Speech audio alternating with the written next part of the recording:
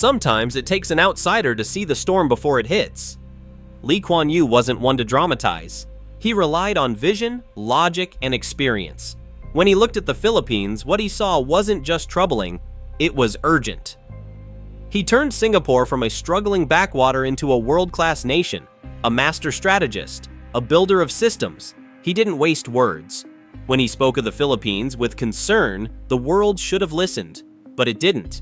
He saw a dangerous pattern, a culture too tolerant of corruption, too quick to move on without accountability, and too forgiving of failure.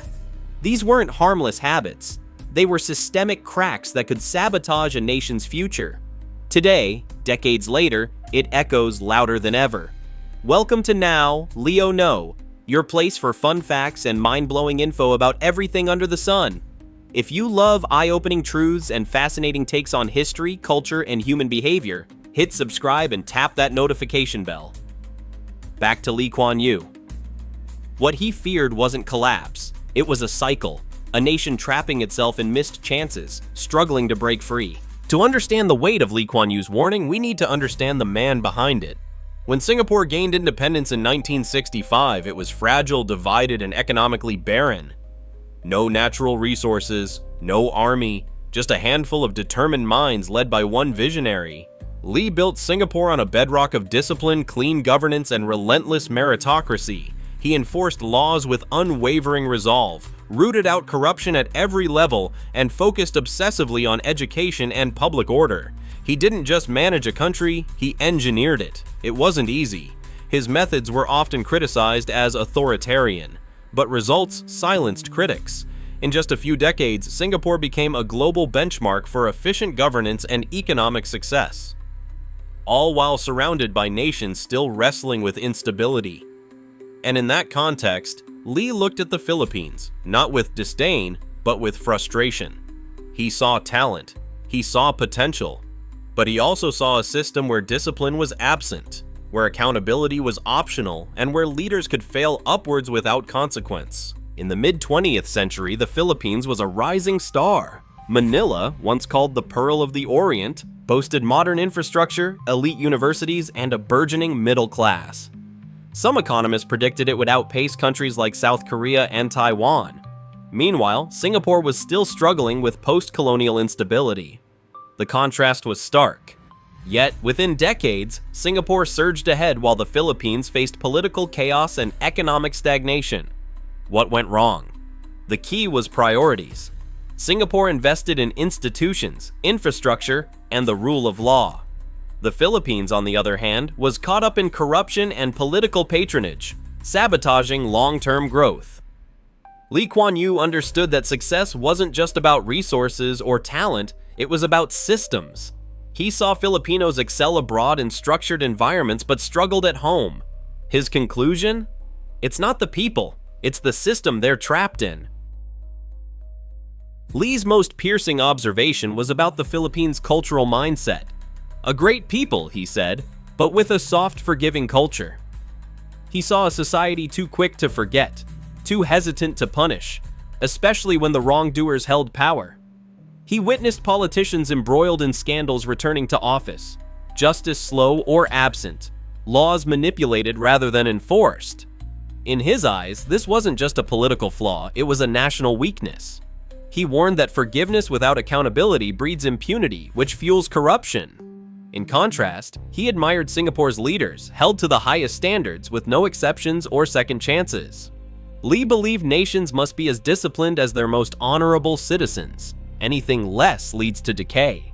The Philippines, he feared, had built a system too tolerant of its own failure. While South Korea invested in industrialization, education, and infrastructure, the Philippines slipped into a cycle of short-term politics. In the 1970s, under Marcos, the country pursued grand projects, but also spiraled into debt, authoritarianism, and crony capitalism. By the 1980s, the situation worsened. Inflation soared, investments fled. The very nation that once loaned money to South Korea now watched as that country surpassed it in every economic metric. A cautionary tale was unfolding in real time.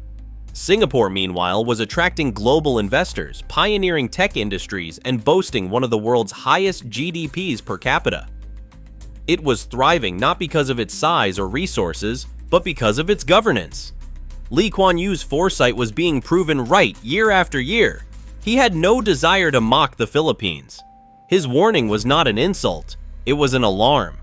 A plea to correct course before it was too late. Fast forward to today, and the core issues Lee highlighted remain. Political dynasties dominate the landscape, corruption cases stretch for years, often unresolved. Institutions remain fragile, public trust shaky. Despite a young and talented population, the Philippines still struggles to compete regionally. Infrastructure lags behind, bureaucracy chokes innovation, and leadership often prioritizes loyalty over competence. And yet, the people remain resilient. Overseas Filipino workers are celebrated globally for their skill, work ethic, and adaptability. This only reinforces Lee's point. The talent is there. The problem is not the people. It's the system they return to. It's a haunting truth. Because without structural change, history doesn't just echo, it repeats. The Philippines isn't doomed by fate, it's trapped by familiar choices. Singapore's transformation wasn't accidental, it was engineered. From the top down, Lee enforced a culture of responsibility. Corruption was not only punished, it was publicly denounced. Leaders served, not ruled. The country didn't settle for short-term political victories. It planned decades ahead, prioritizing stability, infrastructure, and economic diversification. Education wasn't just a policy, it was a national obsession. And it worked. Today, Singapore stands as one of the cleanest, safest, and most efficient countries in the world. A miracle not of chance, but of discipline, sacrifice, and tough choices. Lee Kuan Yew believed that any country, including the Philippines, could replicate this if it had the will, if it chose accountability over apathy, structure over chaos, future over comfort. Warnings don't have to end in tragedy, they can ignite change. That's the value of Lee Kuan Yew's message. Not to shame, but to challenge. Not to judge, but to inspire reform. The Philippines has everything it needs: natural wealth, a strategic location, a globally respected workforce. But potential is not destiny. Without action, potential remains just that, a dream. The choice is now up to its leaders and its people. Will they demand accountability? Will they strengthen institutions? Will they finally reward competence over charisma and discipline over dynasty? If the answer is yes, then Lee Kuan Yew's warning becomes a turning point, not a prophecy fulfilled. The Philippines can rise, but only if it chooses to, and history still being written awaits that decision. The story of Singapore and the Philippines isn't just about two nations, it's a wake-up call for every developing country. It shows us that vision, discipline, and integrity aren't luxuries. They're the foundation of success. But tolerance for corruption and complacency? That's how progress stalls and nations erode from within. Lee Kuan Yew didn't criticize to shame. He offered a blueprint, built on hardship, leadership, and results. The message is clear: good governance, culture, and leadership matter. If one nation's story can inspire another, then this isn't just about the Philippines.